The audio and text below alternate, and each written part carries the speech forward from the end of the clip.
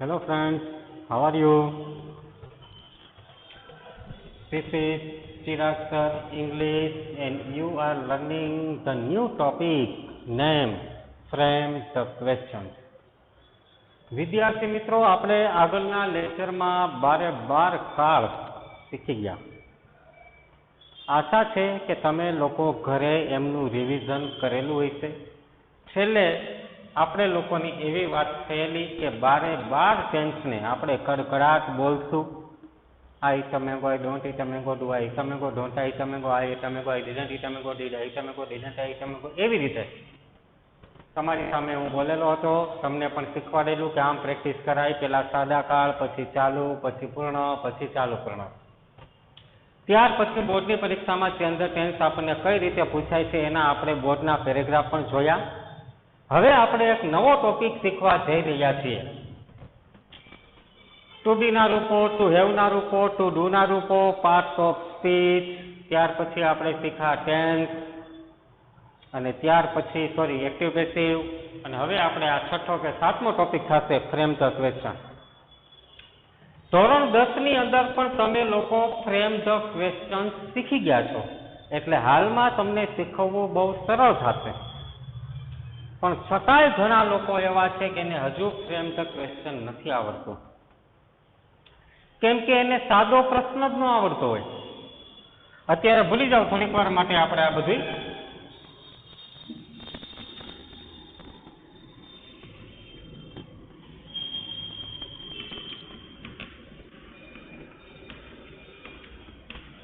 આપણે એમ કહી કે સી પ્લેડ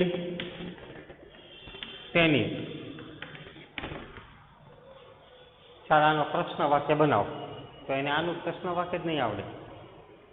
સાદો પ્રશ્ન, કોઈ અંડરલાઈન નહીં, સાદો પ્રશ્ન. જેમ કે હી ઇઝ માય બ્રો, તે મારો ભાઈ છે. તો ઇઝ હી માય બ્રો આને કહેવાય સાદો પ્રશ્ન. એમાં આને સાદો પ્રશ્ન બનાવો. તો ઘણા લોકો કહે છે સર પ્લેઇડ આગળ, ઘણા તો પ્લેઇડ ને આગળ મૂકે. અરે ભાઈ પ્લેઇડ આગળ આવે, આ સાદો ભૂતકાળ છે તો ડીડ આગળ આવે. Did she play tennis. પહેલા તો આવા સાદા પ્રશ્નો બનાવતા આવડે એને ડબલ્યુ જ આવડે. ઘણાને આવા સાદા નથી આવડતા.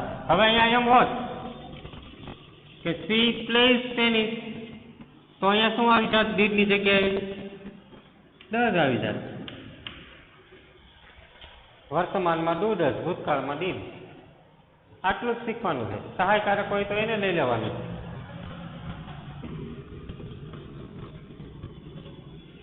જેમ કે સી કેન સ્પીક ઇંગ્લિશ. તો આનું પ્રશ્ન વાક્ય શું થાય? Can see speak English. Can ને આગળ લેવાનું. સહાયકારક આપેલું હોય ત્યારે કોઈ વાંધો નહીં, ખાલી સહાયકારક આગળ લેવાનું. પહેલા તો તમને આટલું આવડવું જોઈએ. ખાલી સાદો પ્રશ્ન એમને બનાવતા ઊંધું કરતા આવડવું જોઈએ. હવે યાદ એટલું રાખવાનું કે ડુ ડઝ ને ડીડ આપણા તરફથી લેવું પડે. બાકી બધા સહાયકારક આપ્યા જ હોય. સાદો વર્તમાન કાળ હોય તો ડુ ડઝ લેવું પડે અને સાદો ભૂતકાળ હોય તો ડીડ લેવું પડે. બાકી દરેકમાં સહાયકારક આપેલા જ હોય. કોઈ પણ પ્રશ્ન વાક્ય સાદું આપણે બનાવવું હોય તેમાં કોઈ ચિંતા ન હોય. જેમ કે ધે આર ફાર્મર. આનું પ્રશ્ન વાક્ય આર ધે ફાર્મર. સિમ્પલ. પછી આપણે આગળ વધી. જેમ કે જલ્પા શુડ નો ઇંગ્લિશ. તો આમાં શુડ ને આગળ લઈ લો. Should Jalpa know English. જલ્પાને ઇંગ્લિશ જાણવું જોઈએ. પહેલા તો તમને દોસ્તો આટલું આવડવું છે. સહાયકારક આપેલા હોય ત્યાં સુધી તો એને આગળ લેવાના, પણ સહાયકારક ન હોય ત્યારે ચિંતા છે. સહાયકારક જ્યારે નથી હોતા ત્યારે આપણે ચિંતા થાય છે. જેમ કે Rambhai PLOUGHED પ્લાઉડ his FIELD field. રામભાઈએ પોતાનું ખેતર ખેડ્યું. પ્રશ્ન વાક્ય કરો. ઈડી છે તો શું લેવાનું? ડીડ રામભાઈ પ્લાવ પછી ઈડી નીકળી જાય. ડીડ મૂકો તો. મારે તમને ખાલી એટલું જ શીખવાડવું છે કે તમને આ ડીડ લેતા આવડવું જોઈએ ભૂતકાળમાં. આનું આ વાક્ય વર્તમાનમાં હોત તો રામભાઈ પ્લાવ his field. તો does લેવાનું. does Rambhai plow his field?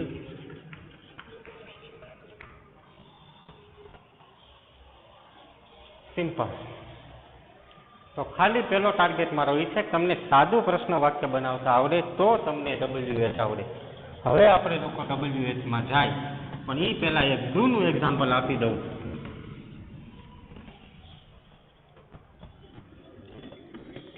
તે રાઈટ ધેયર હોમવર્ક. તે તેનું હોમવર્ક લખે છે. આનું પ્રશ્ન વાક્ય અહીં રાઈટ છે તો ડઝ નો આવે, ડુ આવે. Do they right there homework.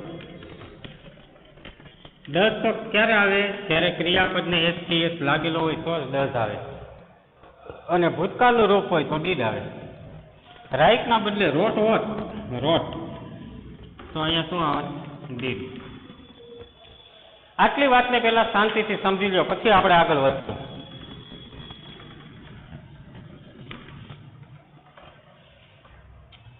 તો પહેલા તો આપણે સાદા પ્રશ્નો બનાવતા આવડવા જોઈએ, અને આપણે સાદા પ્રશ્નો કેટલા બધા બનાવી નાખ્યા હમણાં. આ eat a mango, I do not eat a mango, do I eat a mango? I ate a mango, I did not eat a mango, did I eat a mango? આમાં બધે આપણે પ્રશ્ન બારના બનાવી નાખ્યા છે. એટલે આપણે સાદા પ્રશ્ન બનાવતા આવડે જ છે. અને ખાલી બે જ કાળમાં આપણે ક્રિયાપદ, સહાયકારક ક્રિયાપદ લેવા પડ્યા. સાદો વર્તમાન, સાદો ભૂતકાળ. ભવિષ્યમાં તો સેલ હતું. I shall eat a mango, shall I eat a mango?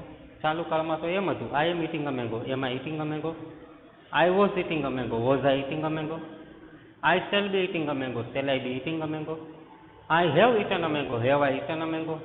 I had eaten a mango, had I eaten a mango? I shall have eaten a mango, shall I have eaten a mango? I have been eating a mango, have I been eating a mango? I had been eating a mango, had I been eating a mango? I shall have been eating a mango, shall I have been eating a mango? ખાલી બે જ tense એવા છે જેને સહાયકારક નથી. એનું નામ છે સાદો વર્તમાન અને સાદો ભૂતકાળ. અને બોર્ડની પરીક્ષાવાળા આપણને સાદો વર્તમાન અને સાદો ભૂતકાળ જ વધારે પૂછે છે. તો દોસ્તો, બેઝિક માહિતી લઈ લીધી આપણે. હવે આપણે આપણા ટોપિકમાં જાશું, જેનું નામ છે ફ્રેમ ધ ક્વેશ્ચન. 3 માર્કમાં પૂછાય છે MCQ સ્વરૂપે સેક્શન A ની અંદર. પ્રશ્નો બે પ્રકારના હોય છે. એક છે WH, જેના જવાબમાં માહિતી મળે, અને એક છે નોન WH, જેના જવાબ યસ કે નો માં મળે.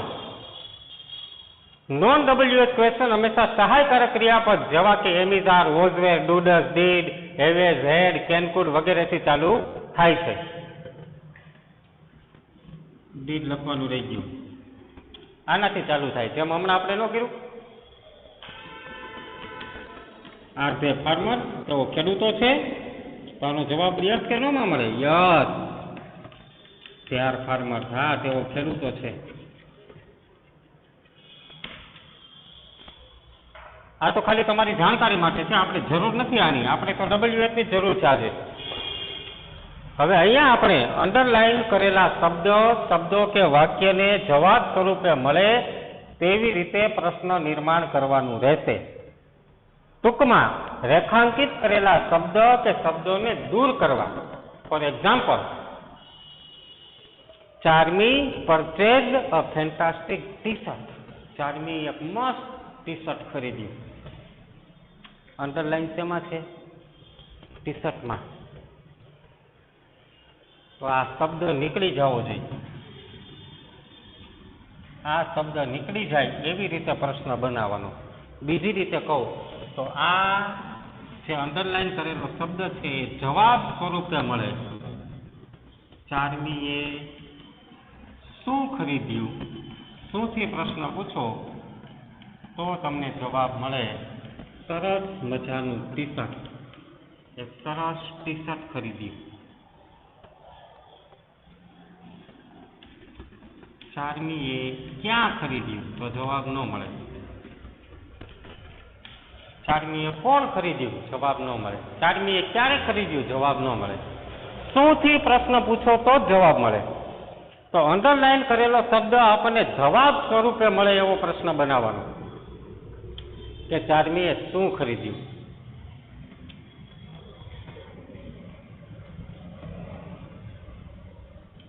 થોડીક વાર પહેલા હું તમને શીખવાડતો હતો કે આનો ખાલી સાદો પ્રશ્ન બનાવો. સાદો પ્રશ્ન. તો તમે એનો સાદો પ્રશ્ન આમ બનાવતા હતા, ડીડ 4મી. જો અંડરલાઈન ન હોય તો સાદો પ્રશ્ન આમ બને, ડીડ 4મી purchase of fantastic T shirt. આ સાદો પ્રશ્ન કહેવાય. પણ આમાં અંડરલાઈન છે ફેન્ટાસ્ટિક ટી શર્ટમાં, તો આપણે વોટ લેવાનું. વોટ. અને જો વોટ લઈ એટલે અંડરલાઈન કરેલા શબ્દોને દૂર કરવાના, તો આ શબ્દો દૂર થઈ જાય. તો વોટ ભૂતકાળ છે એટલે ડીડ 4મી પરચેજ. હવે આ બેને સરખાવો. ડીડ 4મી પરચેજ, ડીડ 4મી પરચેજ આવી ગયું. સાદો પ્રશ્ન EWH છે.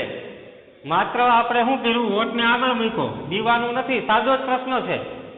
સહાયકારક ક્રિયાપદ જે અહીંયા પહેલા નંબરે આવતું હતું એ અહીંયા બીજા સ્થાને આવે.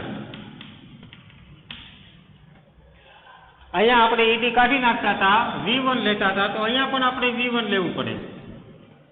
પરચેજના સ્પેલિંગને ખાલી ડી જ લાગે, ઈડી ન લાગે, કેમ કે આનો કંપની તરફથી જ એટલો સ્પેલિંગ છે. આપણે તો ખાલી ડી લગાવ્યું. બરાબર. તો મારે જ ખાલી તમને એ સમજાવવું છે કે ભાઈ સાદો પ્રશ્ન જેને આવડતો હોય એને WH આવડે. બસ એટલું જ. બીજું વાક્ય જોઈએ. થોડીક વાર માટે ભૂલી જવામાં અંડરલાઈન છે. ખાલી મને એમનો સાદો પ્રશ્ન વાક્ય બનાવી દો, ઊંધું કરી દો. Mister Sharma goes to the garden. Goes એટલે વર્તમાન કાળ. તો આનો સાદો શું બને? Does mister Sharma go to the garden daily. હવે હું અંડરલાઈન કરું ટુ ધ ગાર્ડનમાં. હવે ટુ ધ ગાર્ડન શબ્દ મારે કાઢી નાખવો છે. તો પહેલા મારે નક્કી કરવાનું કયો ટેન્સ છે. તો કે સાદો વર્તમાન કાળ. ટુ ધ ગાર્ડનને શું કહેવાય? સ્થળ. સ્થળ કાઢવા માટે શુંથી પ્રશ્ન બનાય? મિસ્ટર શર્મા શું જાય છે? ન ભળે. કોને જાય છે? ન ભળે. ક્યારે જાય છે? ન ભળે. કોનું જાય છે? ન ભળે. ક્યાં જાય છે? વેર. વેર શબ્દ મૂકો એટલે આ નીકળી જાય. ES લાગેલો છે તો does.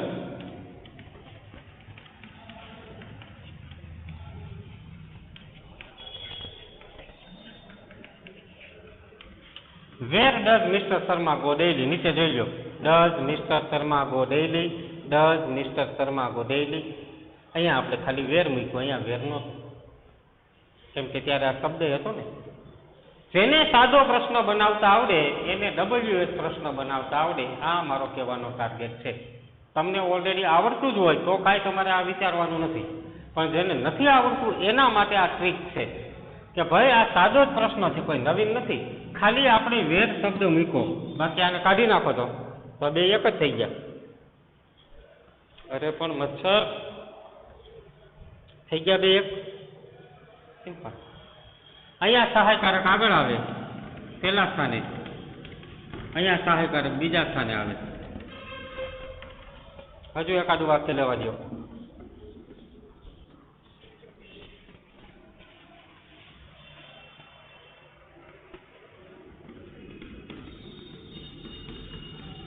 Vishwa will go to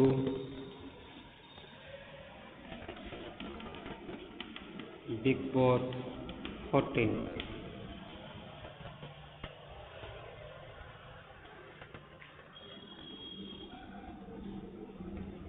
tomorrow.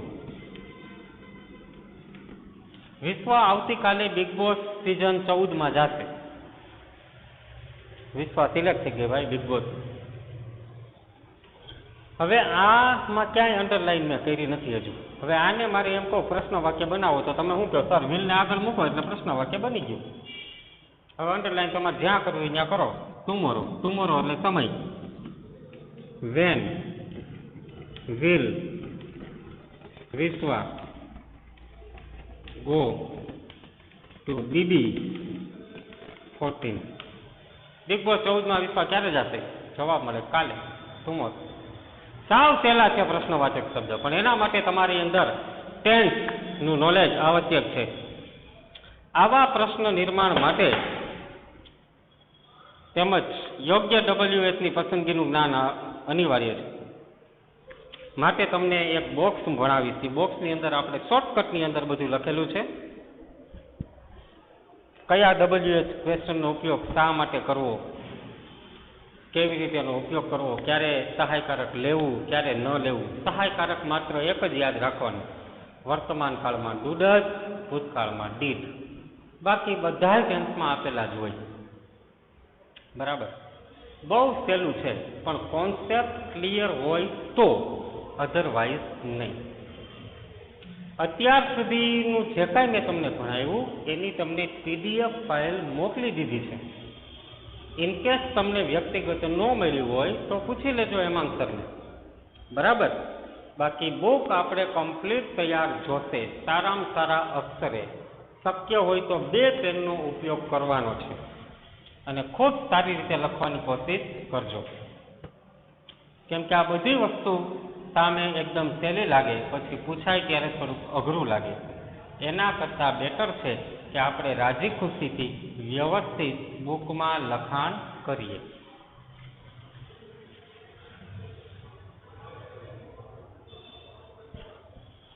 ચાલો મિત્રો, તો આજના લેક્ચરમાં આપણે અહીંયા અટકાવીએ છીએ. આજે આપણે શું શીખ્યા? તો કે માત્ર WH ની બેઝિક માહિતી, ફ્રેમ ધ ક્વેશ્ચનની બેઝિક માહિતી લેક્ચર પહેલો. હવે પછીનું બોક્સ ને આંતે વિગતો બધી શાંતિથી ભણશું લેક્ચર નંબર 2 ની અંદર. ત્યાં સુધી બધાને ઓલ ધ બેસ્ટ.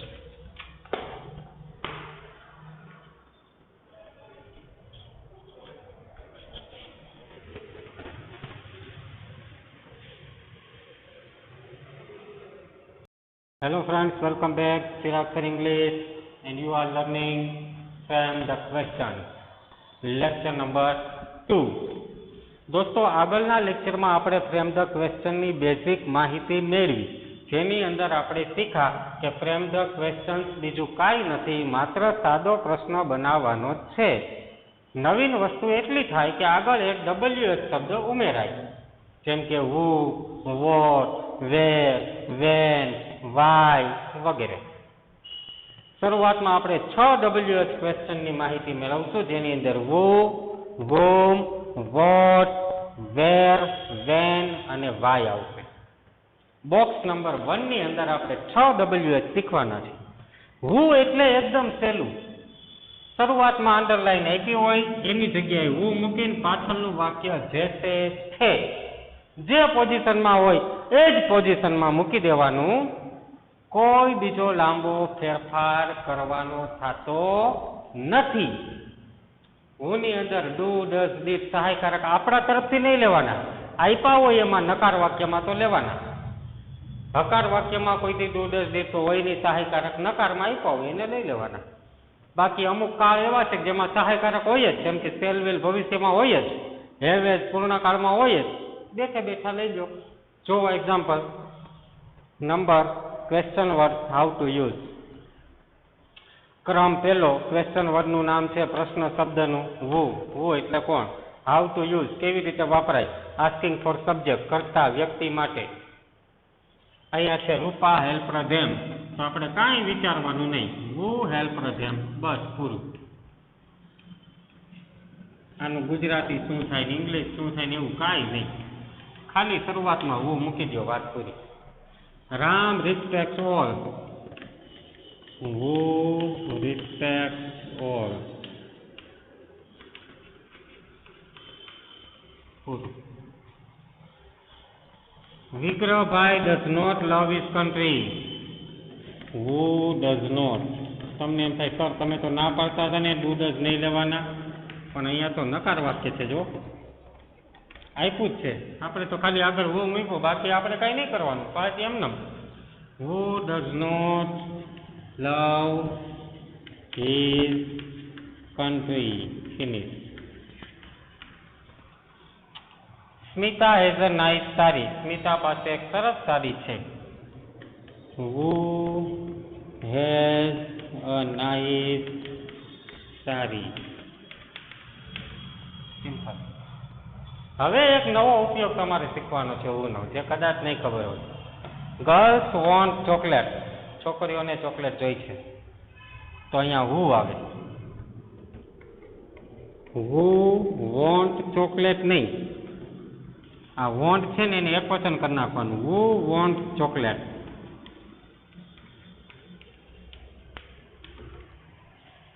શું કીધું?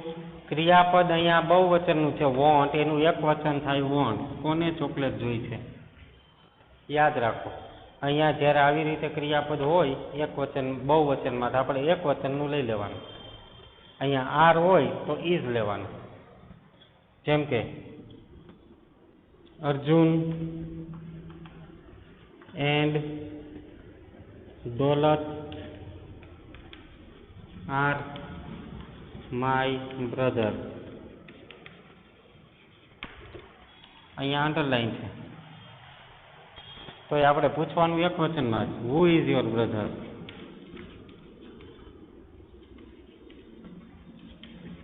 પૂછવાનું છે એક વચનમાં જ, હુ ઇઝ યોર બ્રધર. આ ઇંગ્લિશનો એક વિશિષ્ટ નિયમ છે. કેવો નિયમ છે? વિશિષ્ટ. આ રીતે બનશે. પણ છતાંય આજકાલ આમાં કન્ફ્યુઝન વધે છે, એટલે આ આવું પૂછતા જ બંધ થઈ ગયા છે.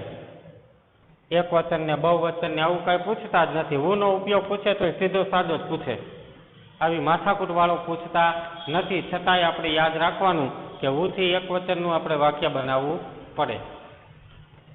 ખાસ આવી રીતે વોન્ટ આપ્યું હોય તો વોન્ટ કરવું પડે, આર આપ્યું હોય તો ઇઝ કરવું પડે. બરાબર. હવે આપણે નવો ઉપયોગ શીખવાનો છે વુમનો. બીજા નંબર ઉપર આવે છે વુમ. વુમ એટલે કોને.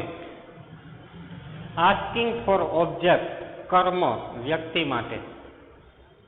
Student greet their teacher. વિદ્યાર્થીઓ તેમના શિક્ષકને અભિવાદન આપે છે, અભિવાદન પાઠવે છે. કોને અભિવાદન પાઠવે છે? વુમ. હવે આમાં સહાયકારક લેવું પડશે.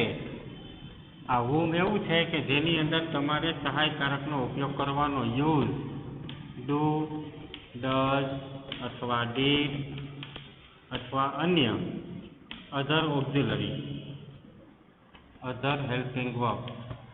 અધર તો આપ્યા જ હોય, ડુ ડઝ ડીડ જ ન આપ્યા હોય, એટલે ડુ ડઝ ડીડ ને વધારે યાદ રાખવાનું. અહીંયા ગ્રીટ છે તો ગ્રીટ છે કયો કાળ થાય? સાદો વર્તમાન કાળ. ગ્રીટેડ હોત તો સાદો ભૂતકાળ, પણ ગ્રીટ છે એટલે સાદો વર્તમાન. સાદા વર્તમાનમાં કોણ આવે? Do. whom do students greet? વિદ્યાર્થીઓ કોને અભિવાદન પાઠવે છે? whom do students greet? Very simple, એકદમ સાદો ઉપયોગ છે દોસ્તો.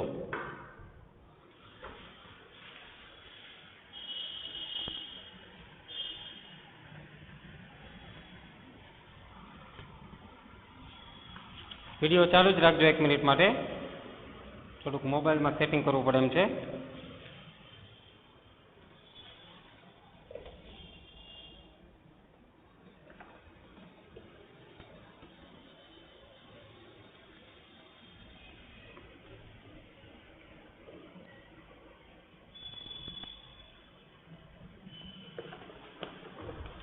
ઓકે, હવે પછીનું વાક્ય છે વિશ્વા gives me a smile.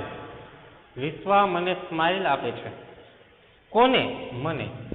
કોને પ્રશ્ન થાય એટલે whom લેવાનું. whom. હવે સહાયકારક ગોતો. સહાયકારક છે જ નહીં, ક્રિયાપદમાં gives છે એસ લાગેલો છે. એસ લાગેલો છે એટલે સાદો વર્તમાન કાળ, અને સાદા વર્તમાન કાળમાં કોણ આવે વિદ્યાર્થી મિત્રો? ડુ અને ડઝ. એસ હોય તો કોને લેવાય? ડઝને. whom does, કેમ કે વિશ્વા એકવચન છે, વિશ્વા give a smile. whom does Vishwa give a smile? વિશ્વા કોને સ્માઇલ આપે છે? પ્રશ્ન બની ગયો. સાદો પ્રશ્ન જ છે. વિશ્વા gives a smile એનું ઊંધું કરો તો does Vishwa give me a smile? does Vishwa give a smile? મી કાઢી નાખ્યું કેમ કે whom મૂક્યું. સિમ્પલ. આપણે સાદા પ્રશ્ન બનાવી છે એમ જ માનવાનું. આ બીજું સ્થાન લેવા માટે ખાસ અહીંયા ભૂલ ન પડે ને એટલે કહું છું. જ્વાલા સ્લેપ્ડ જોરુ. જ્વાલાએ જોરુને ફડાકો ઝીકી દીધો. આપણું ફેવરિટ કેરેક્ટર છે ને જ્વાલા. whom ભૂતકાળ છે જુઓ, slapped. whom did Jwala slap? જ્વાલાએ કોને ફડાકો ઝીકી દીધો? Simple. Mister Jani has encourage him to work. Mister Jani, શ્રીમાન જાનીએ તેને કામ કરવા માટે પ્રોત્સાહન આપ્યું છે. whom હવે ડૂડસ લેવું પડે નહીં. શું કામ? સહાયકારક આપ્યું છે સાહેબ. whom has mister Jani encourage to work. Mister જાનીએ કોને પ્રોત્સાહન આપ્યું છે? તો જવાબ મળે તેને. અંડરલાઈન કરેલો શબ્દ જવાબ સ્વરૂપે મળે એમ પ્રશ્ન બનાવવાનો હોય. છેલ્લું વાક્ય. Jigar is giving them some tips now. Jigar અત્યારે એને કેટલીક કંઈક યુક્તિ આપી રહ્યો છે. કોને? ધેમ. whom સહાયકારક ગોતવું પડશે નહીં, આપ્યું જ છે. whom is Jigar giving some tips now. પછી જોજો આ નથી લઈ લેવાનું. જેમાં અંડરલાઈન હોય એને નહીં લઈ લેવાનું. ઘણા તો એ મૂકે. પરીક્ષામાં તો દોસ્તો આપને એમસીક્યુ આપેલા છે, આપણે કોઈ ચિંતા કરવાની નથી. અત્યારે તમે શીખા હું અને હું ની અંદર કાંઈ કરવાની નહીં. હવે પાછળનું વાક્ય જે છે એમને મૂકી દેવાનું. એક નવો નિયમ શીખા. તો અહીંયા એક વચનનું બહુવચનનું ક્રિયાપદ હતું, છતાંય તમે એને શું કરી નાખ્યું? એક વચનનું ક્રિયાપદ. આ એક વસ્તુ તમે નવીન શીખા, પણ આનો ઉપયોગ બોર્ડવાળા નથી કરતા. તમારા જનરલ નોલેજ માટે તમને આવડવું જોઈએ. કાલ સવારે જરૂર પડે તો એમ થાય ના અમને સરે શીખવાડ્યું. whomની અંદર સહાયકારકનો ઉપયોગ કરવાનો છે. અહીંયા આપણે ડુ લીધું કેમ કે બહુવચનનો કરતા છે. સ્ટુડન્ટ સાદો વર્તમાન કાળ છે. અહીંયા આપણે ડઝ લીધું કેમ કે એક વચનનું ક્રિયાપદ છે ગીવ. અહીંયા આપણે ડીડ લીધું કેમ કે ભૂતકાળ છે. અહીંયા આપણે હેઝનું હેઝ લીધું કેમ કે હેઝ આપેલું જ હતું. અહીંયા આપણે ઇઝનું ઇઝ લીધું કેમ કે ઇઝ આપેલું જ હતું. આપણે આપણા તરફથી મૂકવા પડે એવા હોય તો માત્ર ડુ ડઝ ડીડ, બાકીના આપેલા જ હોય. વર્તમાન કાળમાં ડુ ડઝ, ભૂતકાળમાં ડીડ. સિમ્પલ. હુમાં કાંઈ હળી નહીં કરવાની. હુમાં પાછળનું વાક્ય જેસે છે, આના ઉપયોગ તો આવશે નહીં. પાછળનું વાક્ય જેસે છે અને હુમની અંદર સહાયકારક લેવાનું છે. એટલું તમે શીખા. આજે માત્ર મેં તમને બે જ WH ક્વેશ્ચન શીખવાડેલા છે, જેનું નામ છે હુ કોણ, હુમ કોને. સારામાં સારા અક્ષરે તમારે લોકોને ફેરબુકમાં આને ઉતારી લેવાનું છે. સોરી, PDF મોકલીશ, આમાંથી નહીં દેખાય. PDF ફાઇલ મોકલીશ આજે હું તમને, એમાંથી તમારે સારા અક્ષરે ઉતારી લેવાનું રહેશે. ઠીક છે? Wish you all the very best.